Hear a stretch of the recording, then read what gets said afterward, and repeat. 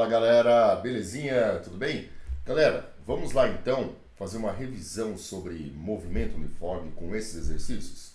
Bora lá então. Bom, nessa primeira questão nós temos a seguinte situação, ó. Uma sequência engraçada que já foi muitas vezes explorada em comédias e desenhos animados tem como cenário as estruturas de aço de edifícios. Nessa sequência, um personagem sonâmbulo caminha sobre uma viga da estrutura de um prédio. Quando o personagem está prestes a cair, uma outra viga que está sendo erguida por um guindaste nivela-se com a primeira, possibilitando que o próximo passo não seja no vazio. O personagem passa então a caminhar sobre essa viga que está subindo e novamente, quando tudo parece que vai dar errado, a viga em ascensão nivela-se com outra viga do próximo andar, garantindo a continuidade da caminhada. Vamos entender o que ele mencionou aqui nessa parte inicial do texto. Ó, o sonâmbulo está aqui, ele começa a caminhar, só que ele não cai. A viga vai passar exatamente no momento em que ele passa por esse ponto. Então ele vai ter, vejam só, um movimento aqui na horizontal. Enquanto ele está se movimentando na horizontal, a viga ela vai se movimentar também na vertical. Então, nós temos o seguinte, ó. Admita que a viga em ascensão meça 40 metros. Isso daqui, o comprimento da viga é igual a 40 metros. Ok? E se mantenha sempre na horizontal e realize um movimento uniforme. O que é movimento uniforme? Velocidade constante. Que a velocidade do sonâmbulo seja de 0,5 metros por segundo. Que a altura entre as vigas de um andar e o do próximo seja de 4 metros. Considerando a sequência de acontecimentos descritos, a velocidade com que a viga em ascensão se movimenta é igual a quanto? Lembrando que esse termo ascensão significa subida, tá? Bom, vamos lá então.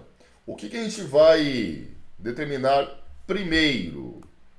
A primeira parte do problema será o movimento na horizontal.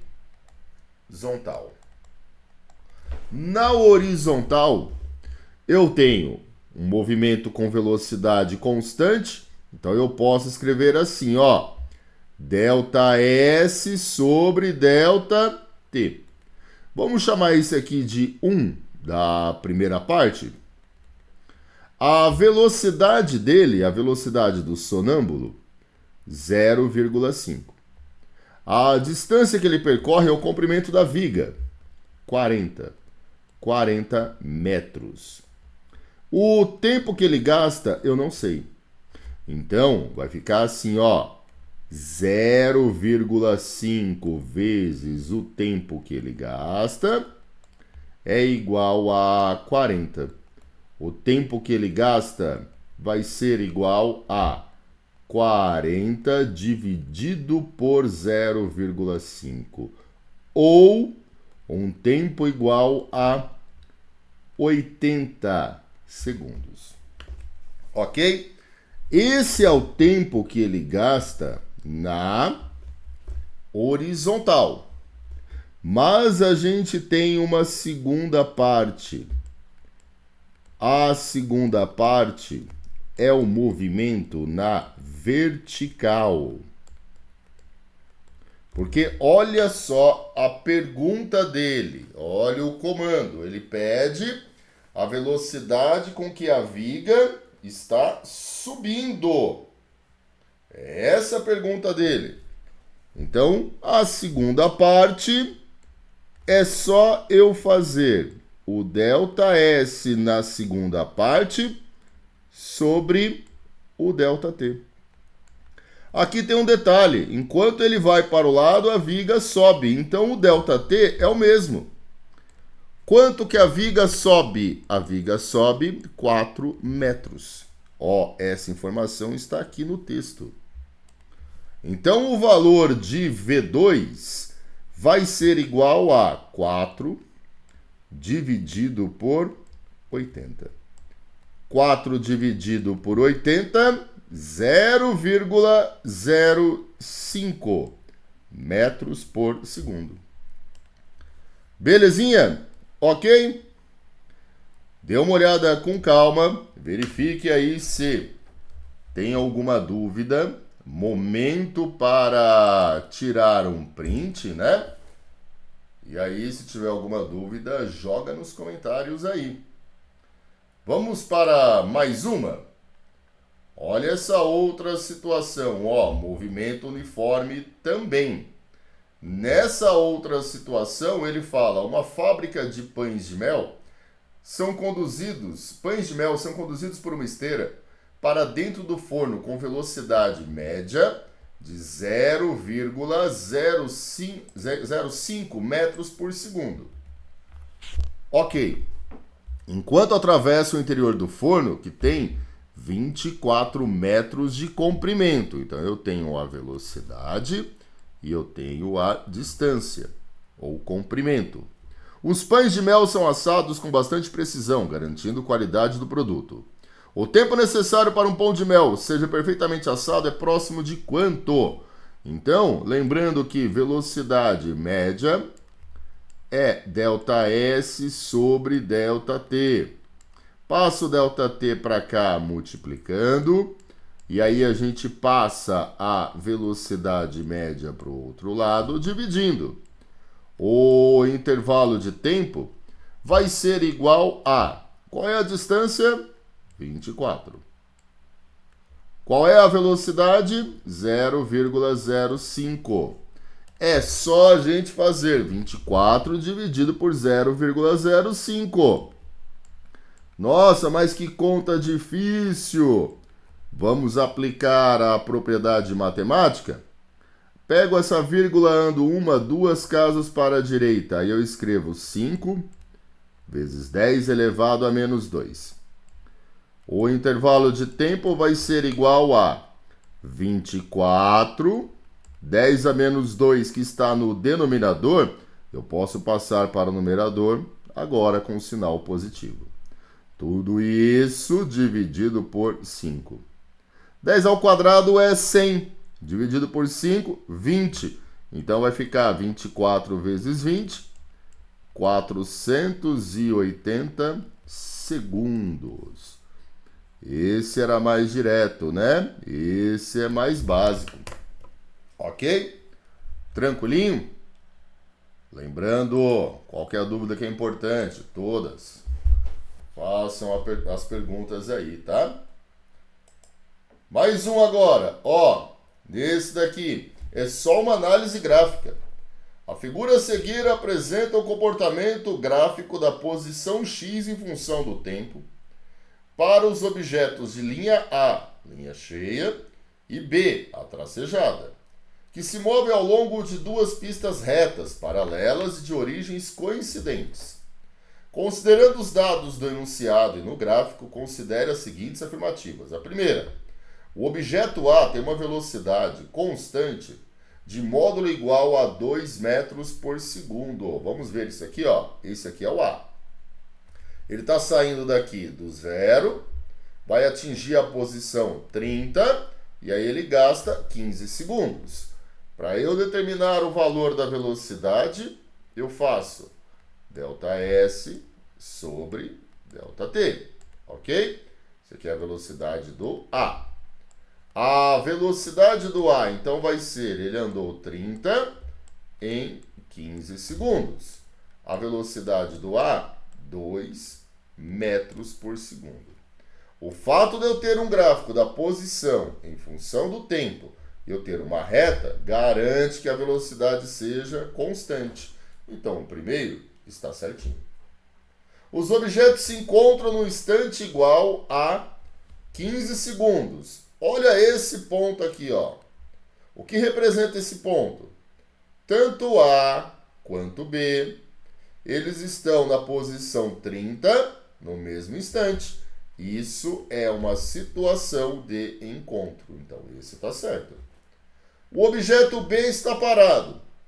Conforme o tempo passou, o B não saiu do lugar. Opa, esse aqui também está corretíssimo. O objeto A inicia o movimento em x igual a 0. Também está certo. Então, todas as afirmações estão corretas. Belezinha? Vamos para mais um, o último de hoje. Olha só. Esse, ele tem um enunciado mais curtinho. Mas, ele é mais curtinho o enunciado, mas dá um pouquinho só mais de trabalho. Vamos ver o que está acontecendo aqui direitinho? Ele fala o seguinte para a gente, ó. Um ônibus P sai de São Paulo com destino a Jundiaí, mantendo velocidade constante de 18 km por hora. É importantíssimo, gente, vocês fazerem a ilustração, tá? Ai, mas eu não sei desenhar carrinho, ônibus. Faz essa bolinha. Mas é importante fazer a ilustração para imaginar melhor o que está acontecendo. Então eu tenho aqui, ó, um ônibus P. Vou desenhar a fusquinha, tá? Vou desenhar um carrinho, ó. O ônibus P que está saindo de Campinas, ele tem uma velocidade de 80 km por hora. 15 minutos depois, o ônibus R sai de Jundiaí, com destino a São Paulo. Também com velocidade constante de 80 km por hora e percorrendo em sentido contrário, o mesmo trajeto do ônibus P. Sabendo que a distância entre as duas cidades é de 50 km, os ônibus se encontrarão a uma distância de São Paulo igual a quanto? Galera, olha a informação importante que a gente tem aqui, ó. 15 minutos depois é que o ônibus R vai sair de Jundiaí. Mas 15 minutos, gente, equivale quanto em horas? É 1/4 de hora, certo? Por que eu estou fazendo isso? Porque a velocidade aqui, ó, está em quilômetros por hora. Primeira parte do problema. Nós vamos dividir esse problema em 3 partes. Eu quero saber onde o ônibus P estará após 15 minutos. Como que eu faço isso? Eu sei que a velocidade dele é 80. Eu quero descobrir o quanto ele anda.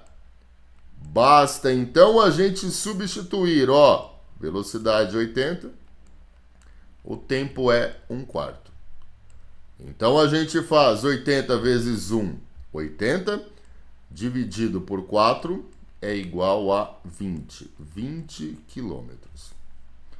Bom, o que isso significa aqui? Isso aqui não é a resposta, tá? Isso significa que esse ônibus P, ele vai sair dessa posição inicial, porém, ele vai percorrer uma distância igual a 20 quilômetros. Somente quando ele estiver 20 quilômetros à frente é que um segundo ônibus R parte de Jundiaí com uma velocidade que tem o mesmo valor, porém tem um sentido contrário, certo? Bom, a partir daqui, o que ele fala? Também, ele fala que a distância entre as duas cidades é de 50 quilômetros. Então, se Campinas estiver aqui no 0, Jundiaí estará aqui no quilômetro 50. Ok? E agora, P, nesse momento, a P estará no quilômetro 20. É um problema em que os dois têm velocidades constantes. Quando tem velocidade constante, a equação que a gente usa é o sorvete. Então, o que eu vou fazer? Eu vou montar para P a equação do sorvete. A posição inicial dele é 20. A velocidade de P é 80 vezes T. Vou montar para R também a equação da posição dele. Posição inicial é 50. Aqui é um ponto para tomar muito cuidado. A velocidade de R não é 80. É menos 80. Porque se eu estou adotando o referencial para a direita positivo, a velocidade que aponta para a esquerda ganha um sinal negativo. Queremos saber situação de encontro. Eu quero saber a posição do encontro, né? Então o que eu faço? Ora, eu pego a posição de P e igualo a posição R. 20 mais 80T é igual a 50 menos 80T.